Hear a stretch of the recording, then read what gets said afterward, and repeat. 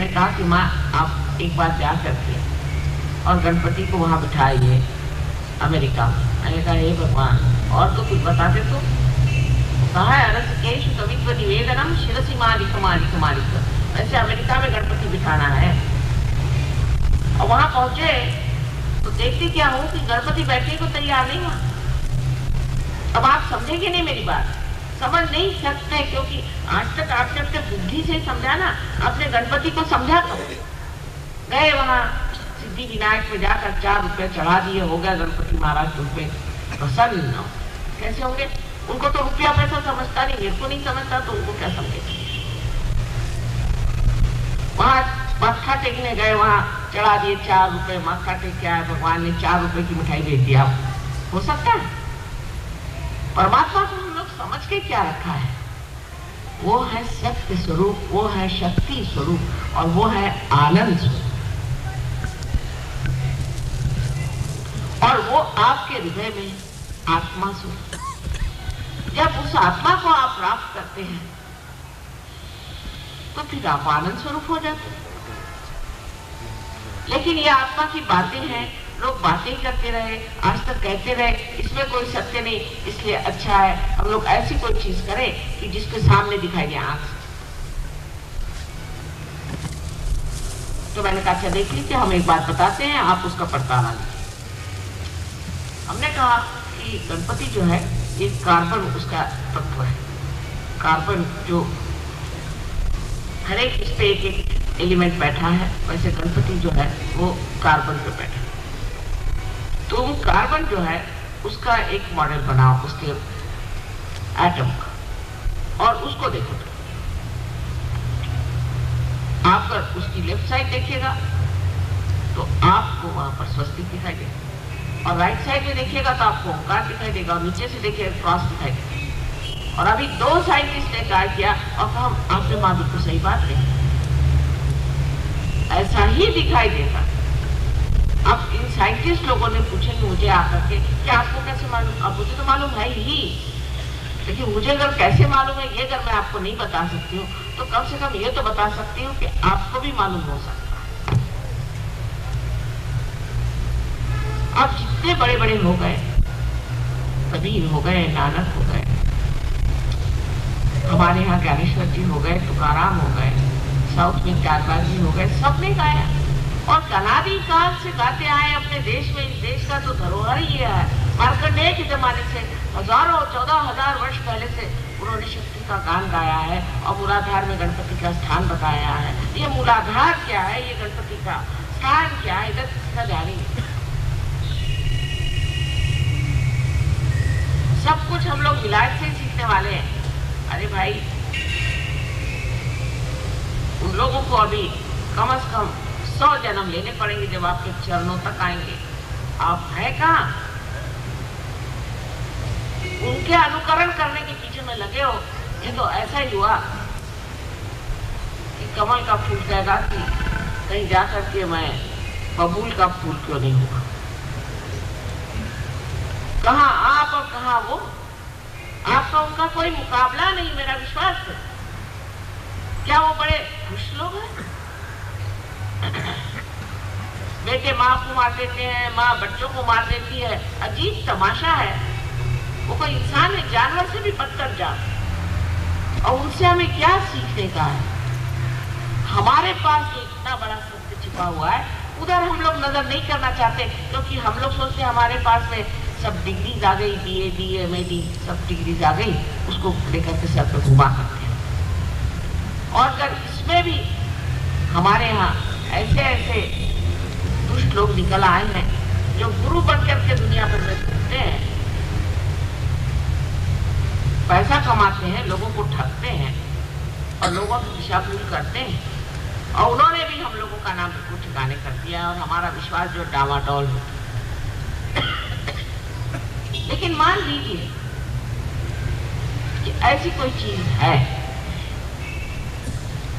जिसे कि हाइपोथेसिस कहते हैं, ऐसी अगर कोई चीज हमारे अंदर है जिसके कारण हम आत्मा को प्राप्त कर सकते हैं, जो बताई गई कुंडलिनी शक्ति है, अगर ऐसी है कोई शक्ति हमारे, तो वो पहले ही से नाही नाही करने से फायदा क्या? एक बार देखना तो चाहिए। अगर आप साइंटिस्ट भी हैं तो भी फिर तो दिमाग खोल करके ओपन माइंडेडनेस होनी चाहिए। आपको देखना चाहिए कि माँ कह रही ये बात तो सही है या नहीं। आप एक बार अपनी कुंडलिनी जागरूक करा दीजिए, आत्मा को प्राप्त कर। अभी मैं कैंसर पेशेंट को देख के आ रही हूँ, लेकिन ये महाशय जब मैं इनसे पहले मिली थी, इतने दिनों से मिलती नहीं, कभी इन्होंने नहीं कहा कि मेरी कुंडलिनी को जागरूक करो।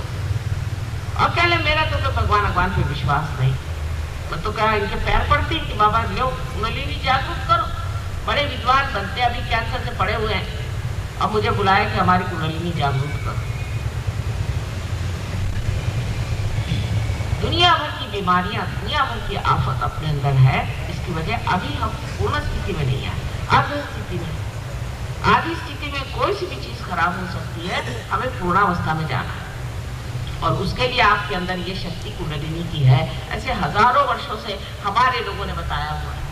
अभी ये जो गा रही थी वही सब गा रही थी, लेकिन क्या ये सब क्या झूठ बोलते थे? उन्होंने क्या कोई प्राइमरी वगैरह करना का विचार किया था क्या? वो क्या सब बेकार की बातें थी? या हम लोगों के पास में ही ये अकल नहीं है कि हम अपने अंदर जो इतने बड़े बड़े महान लोग हो गए उधर नजर करें? ये तो गुलामी की पकड़ हमारे अंदर है कि जो अंग्रेजी भाषा में लिखा है वही सब विद्वत्ता है, वही सब ज्ञान है और बाकी सब बेवकूफी है। कम से कम हमारे इस देश की जो धरोहर है, जो हेरिटेज है, उसकी ओर नजर करें तो आपको पता चलेगा कि इस देश में सिर्फ इस महाराष्ट्र में ही न जाने इतने संत साधु हो गए और सब एक ही बात कहते हैं। सबने एक ही बात कही। कहीं जाइए, दक्षिण में जाइए तो एक ही बात, कहीं आप जाइए बिहार में जाइए तो कबीर ने यही बात कही, पंजाब में जाइए नानक साहब ने यही बात कही कि भाई अपने को चीनो, अपने को जानो। सबने कहा है। और अभी आप अंग्रेजी में बहुत सी किताबें पाइएगा जहाँ लिखा रहता है कि सेल्फ होना चाहिए। तो कैसे होना चाहिए? हम लोगों का तरीका और है कि भगवान को 4 पैसे चढ़ाना। उनका सेल्फ फूड होने का मतलब है आप लेट जाओ और लेट करके रिलैक्स करो तो भगवान मिल जाएंगे, और नहीं तो रास्ते पर दौड़ो। रास्ते पे दौड़ने से मिल जाती है, वो अपने से बढ़ती है। ऐसे पागलों के बीच में अगर सहजों की बात की जाए तो लोग मुझे को पागल समझने लग जाएंगे। ये बात नहीं, लेकिन ये बात नहीं है। बात ये है कि अभी हम लोग पूरी तरह से पल्लवित नहीं, मूड उधर उठना चाहिए। सोचना चाहिए कि हजारों वर्षों से जिस बारे में गान किया गया है और कहा गया है ये शक्ति कुंडलिनी की क्या, उस पर भी अंग्रेजी किताबें पढ़ी। अब अंग्रेजी में जो कुंडलिनी के बारे में कोई लिखे हैं,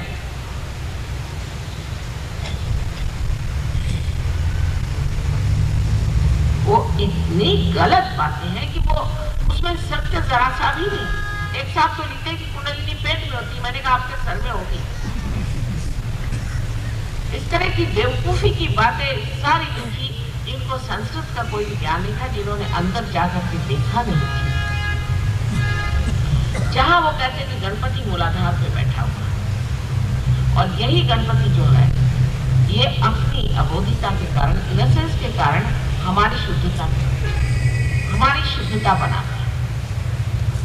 ये तो लिखा हुआ है, लेकिन उसका अनर्थ इतना किया गया कि लोग फ्रॉइड के पास पहुंच गए। ये हमारे अकल वाले लोगों का काम है। इसे मैं शुद्ध बुद्धि नहीं कहूँगी, ये प्योर इंटेलिजेंस नहीं है, ये नॉनसेंस है। क्योंकि अंग्रेजों ने कुछ लिख दिया, क्योंकि अमेरिकन ने कुछ लिख दिया, क्योंकि फलानी किताब मैंने पढ़ ली, इसलिए ये बात को मैं मानता हूं। आपने उसका अनुभव लिया है? आपने क्या अपने आत्मा का अनुभव लिया है? अंग्रेजी भाषा तो ऐसे ही चौपट है, आप जानते हैं कि आत्मा को भी स्पिरिट कहते हैं और शराब को भी स्पिरिट कहते हैं और कोई मरा हुआ भूत हो उसको भी स्पिरिट कहते हैं। तो इनसे कौन झूठे? इनको कोई पवित्रता का मतलब मालूम है? इनको कोई ऑस्पिशियसनेस का मतलब मालूम है? ये क्या कोई भगवान की बात जानते हैं? इनसे कौन जूझे और कौन बताए? और आप लोग उन्हीं को जाकर बुलाइए, अपने बुद्धि को मानेंगे। आपके बुद्धि से आप जिस खाई में ये पड़े उसी खाई में जाके गिरे। इत्तेफाक है कि मैं इतने देश परदेश में रही, इत्तेफाक की बात। मैं कभी नहीं समझ सकती थी कि इंसान इतना गिर सकता है, इतना गया बीता हो सकता है, और बुद्धि का भ्रम इतना उसके अंदर है, और इतना जबरदस्त अहंकार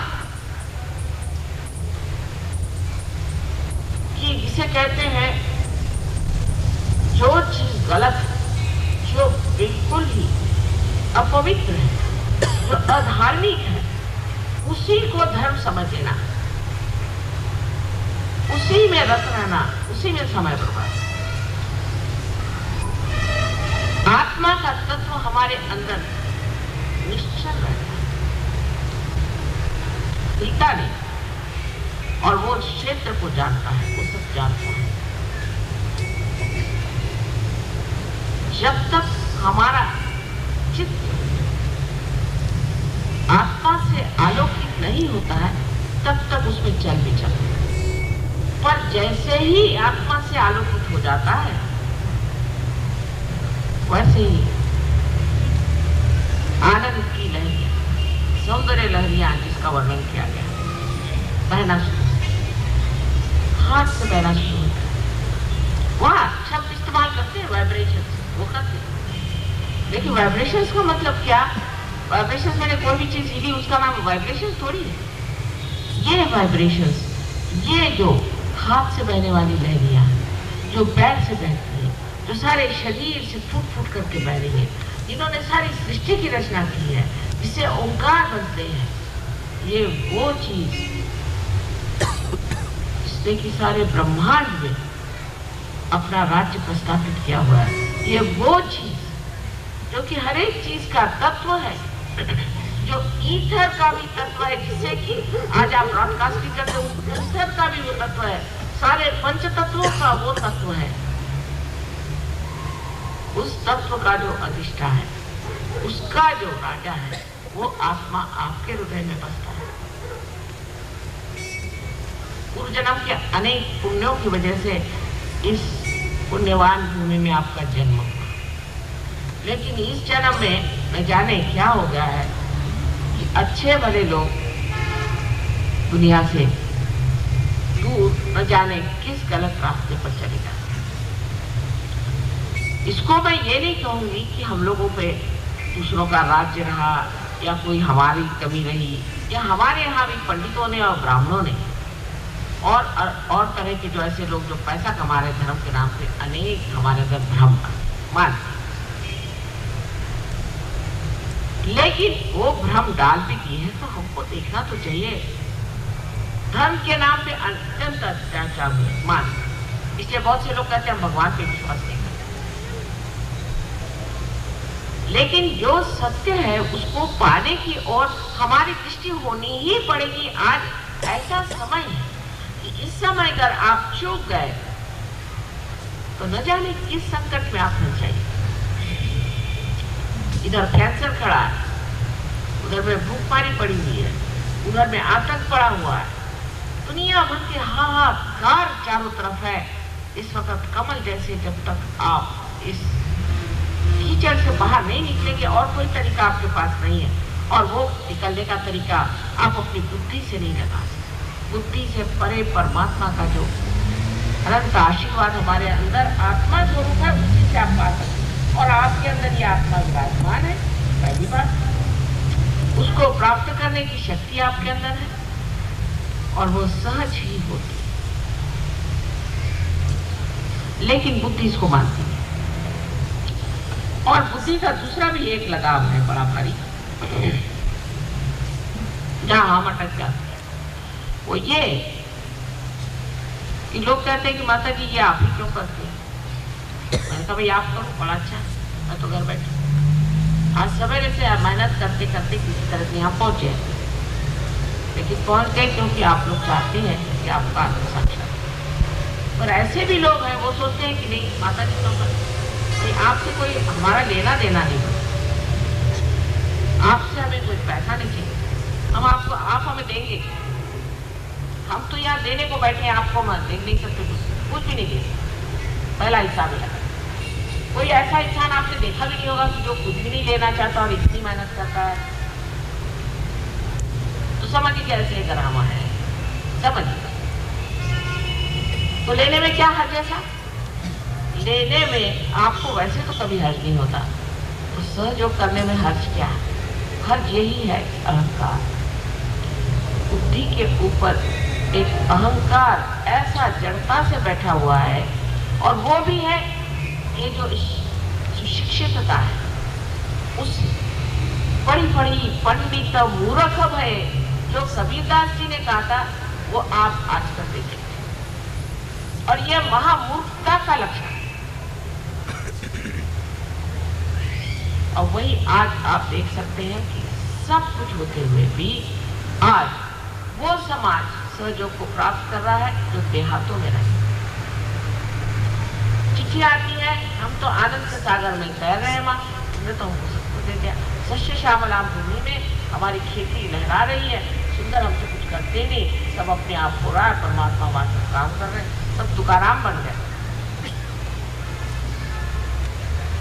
लेकिन शहरों में बड़ा प्रश्न खड़ा हो, उसकी वजह है ये अविद्या जो सीख ली, उस अविद्या के कारण हमारे अंदर महान घोर अंधकार अहंकार आ गया। अहंकार से परे परमात्मा का वास। अहंकार तो एक आपकी छाया है जो कि सत्य भी नहीं है। अहंकार आपकी छाया मात्र है, जैसे कि आप प्रकाश से दूर खड़े हो जाइए, आपकी छाया, लेकिन आप प्रकाश के नीचे खड़े होइए तो कोई छाया नहीं आई। इस अहंकार से जूझने से नहीं होता है। अभी यहाँ पर एक बता रहे थे कि कुछ एक नई चीज निकाले, नई EST करके कुछ निकाली है, उसमें क्या लगा कि आप अहंकार आपके अंदर हो, यानी प्रदेश में ये विचार है कि हमारे अंदर अगर अहंकार आ जाए तो हम बड़े यशस्वी हो जाते और फिर नाक के बल गिर भी जाते। लेकिन जब आप आत्मा को प्राप्त करते हैं तो यश आपके पैरों में, सिद्धियां आपके पैरों में, आप योगी जन हो जाते। योगी की व्याख्या नहीं की जा सकती, अमर्याद चीज है वो, उसकी कोई मर्यादाएं नहीं बात सकती। आपका जो जीवन के और लक्ष्य है या आपकी जो धारणाएं हैं वो सब बदल जाए, एटीट्यूड्स बदल जाए। सहयोग में हम कोई सिस्टम नहीं बनाते कि 4 बजे उठना है, घड़ी देखो, उठ के बैठे, नाक दबा के बैठो, नहीं, कोई सिस्टम नहीं। सिर्फ आपकी धारणाएं बदल जाती हैं, आपके तरीके बदल जाते हैं, आपके लक्ष्य बदल जाते हैं अपने आप से। लेकिन कोई जबरदस्ती आप पर नहीं, एक ही जबरदस्ती है, प्रसन्न रहिए, प्रसन्न, बस एक ही जबरदस्ती है, एक ही मांगना है कि अपने से नाराज नहीं, अपने प्रति दुष्ट न रहिए, अपने से संतुष्ट रहिए, अहंकार नहीं करना, लेकिन अपने से संतुष्ट रहिए, प्रसन्न चित्त रहिए, बस। बाकी कोई भी आपके ऊपर में कोई चीज लादना, तो ऐसा ही हुआ कि कोई अगर वृक्ष बढ़ रहा है जीवंतता से, उस पर कोई चीज आप लाद दीजिए, लेकिन ये अंदर से होने वाली चीज है, घटित होने वाली चीज है। समझ लीजिए कि हम इस फूल को खींचे या तोड़े या इसको कुल्फी करें, मशीन में डालें, इसका फल नहीं होगा। फल इसका तभी होगा जब ये वृक्ष पे लगा रहेगा, उससे संबंध होगा, और इसके अंदर जब वो क्रांति होगी, इसके अंदर अपने आप फल हो जाएगा। इसी प्रकार आप में भी फलश्रुति तभी होगी जब आपका संबंध उससे लग जाए जो अनेक नामों से जाना जाता है, निराकार, निरंजन। उससे जब आपका संबंध हो जाए, इसे अंग्रेजी में डिवाइन कहते हैं, उस परमात्मा से, उस प्रकाश से, उसके उस प्रेम से जब आपका संबंध हो जाता है, उसी की धारा से आप स्वयं एक फल स्वरूप हैं और वो फल आपको सुख देता है। आप अपने को देखकर, आप अपने अंदर की जो सुंदर सुंदर भावनाएं और लहरियां बह रही हैं उसे जानकर आनंदित हो। ऐसा तो कभी भी नहीं होता। जो फल आप खाते हैं वो फल स्वयं उसको कुछ नहीं जानते।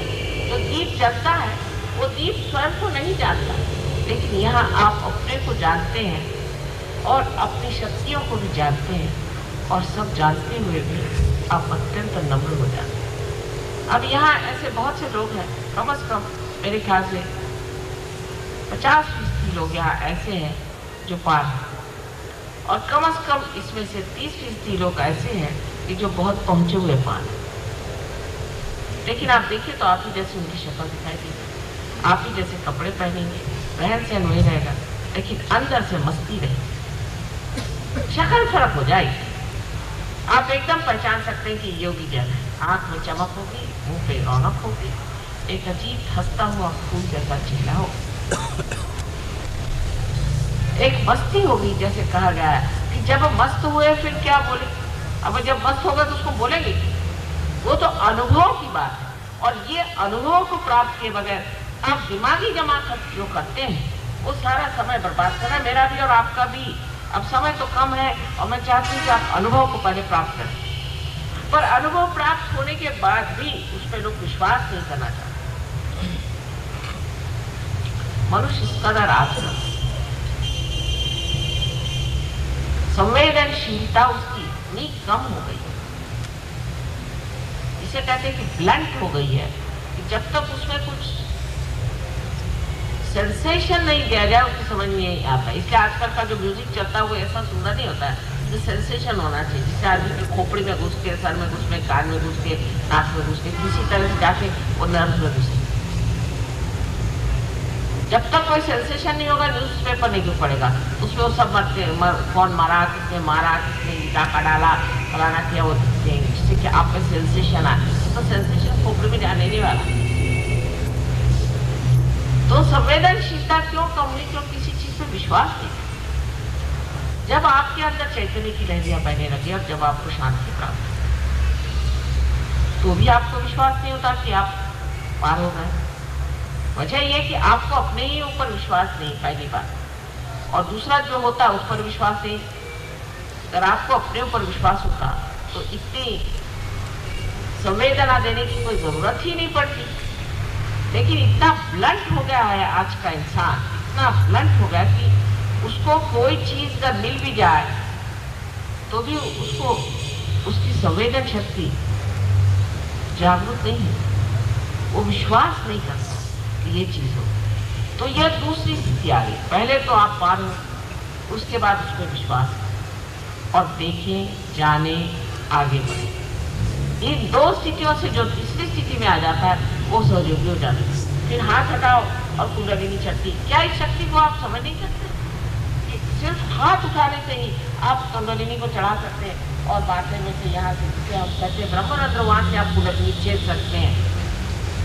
सारे सारे लोग हैं जो कि यहाँ पर मुंबई में उसको आप कहिए कि हम लोग कोड़ी कहते हैं, जो कि जीवर का काम करते हैं, मच्छी मार। कितने मच्छी मार यहाँ है जो कुंडलिनी जागरूक करते हैं, क्योंकि सीधे साधे भोले भाले लोग हैं। देखते हैं यहाँ माँ हमने ऐसा किया और उसकी कुंडलिनी जागरूक हो गई, उसके हाथ से लहरियां बहने लगी। वो उसका एनालिसिस नहीं करते बैठे, जो चीज सामने उसे देखते हैं। लेकिन आपकी आदत ऐसी कि हर एक बात हाल उतारे तो कैसे कोई समझा सकता? पहले अनुभव को प्राप्त करें, उसके बाद उस अनुभव पे विश्वास करें, फिर उस अनुभव पे विश्वास करने के बाद में उस पर मेहनत करें। अब सहयोग में कोई पैसा रुपया देता है, कोई रुपया पैसा लिया नहीं जाता है। नहीं तो हम भी यहाँ पर रुपया पैसा लेते हैं और बड़े बड़े महल खड़े करते हैं और उसमें फिर आप आके बहुत खुश हो जाए, हाँ हाँ कितना बड़ा कार्य हो रहा है, इतने लोग इसमें आए, इतने महल खड़े हुए। बिल्कुल जैसे शादी जगह में, किसी के घर में, कहीं पर भी प्रोग्राम, फिर वहां बड़ा साहब नहीं जा सकता क्योंकि वो मोटर में आएगा। अरे परमात्मा के दरवाजे जा रहे हो भाई, सर झुका कर आओ। वो मोटर में है, बड़ा साहब है, वो नहीं अंदर आ सकता, वो सहयोग को प्राप्त नहीं होगा, तो बैठा रहा मोटर में। परमात्मा के अगर मोटर में बैठना है तो पांव से जूता उतार करके, सर झुका कर